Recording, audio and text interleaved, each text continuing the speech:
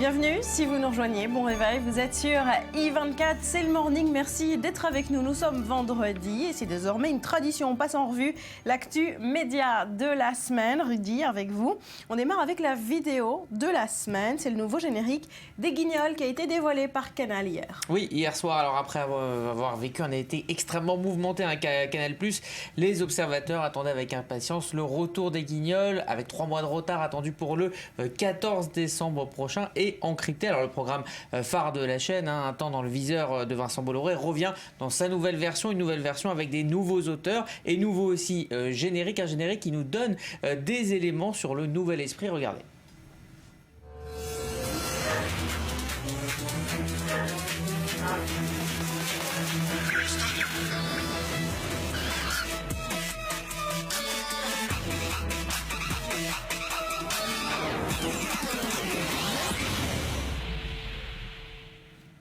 Voilà, c'était annoncé. La première chose à observer, c'est le côté international, clairement assumé. Alors, on voit aussi bien Poutine qu'Obama. Quant à François Hollande, eh bien, il apparaît seulement aux côtés de ses homologues européens. Cela dit, pour ne pas froisser les fans des Guignols, un clin d'œil appuyé au personnage phare de l'émission, Jacques Chirac, qu'on voit apparaître un petit peu plus longuement. Donc, changement également côté musique. Voilà, rendez-vous le 14 décembre prochain pour un premier numéro qui sera donc désormais crypté, réservé aux abonnés et diffusé dans la soirée sur Dailymotion, qui est la plateforme internet du groupe Vivendi. Voilà pour le nouveau visage des Guignols, c'est le revenant de la semaine, on en a beaucoup parlé, il avait été évincé du service météo de France 2 pour ses prises de position sur le climat.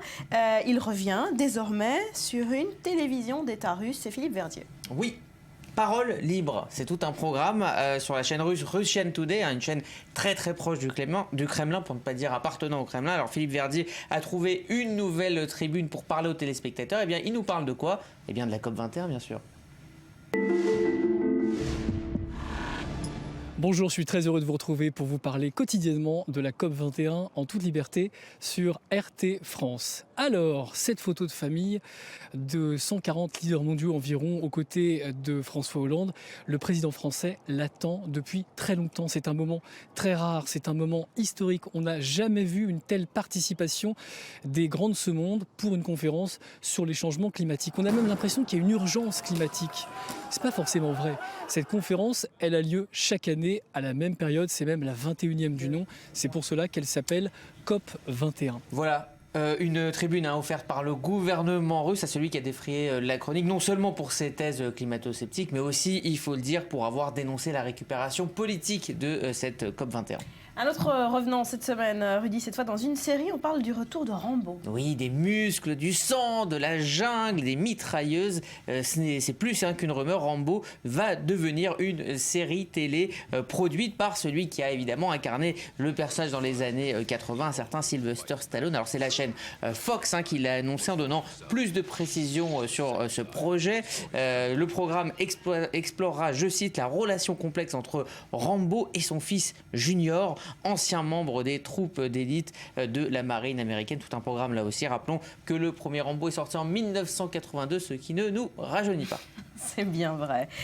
C'est désormais une tradition. Les fêtes de Noël approchent et les animateurs de France 2 se transforment en acteurs de théâtre pour jouer du fado. Absolument. Alors c'est le genre d'initiative que les téléspectateurs adorent. Les animateurs de France 2, dont Michel Drucker, Gérard Rolls, Thierry Beccaro, Virginie Guillaume, Olivier Mine et Sophie Davant, vont monter sur scène justement à l'initiative d'Olivier Mine. Ça sera les 18 et 19 décembre prochains face à un vrai public pour y jouer l'hôtel du libre-échange de Feydeau. La pièce sera diffusée quelques jours plus tard, le 22 en prime time. C'est une expérience que les téléspectateurs ont déjà pu vivre auparavant. Vous voyez là les images du fil à la patte, qui est du même Feydeau, qui avait été diffusé pour les fêtes aussi en 2006. Alors on attend avec impatience votre version de Don Juan avec Cyril Amar dans le rôle de titre. Avec plaisir. Merci Rudy, voilà pour les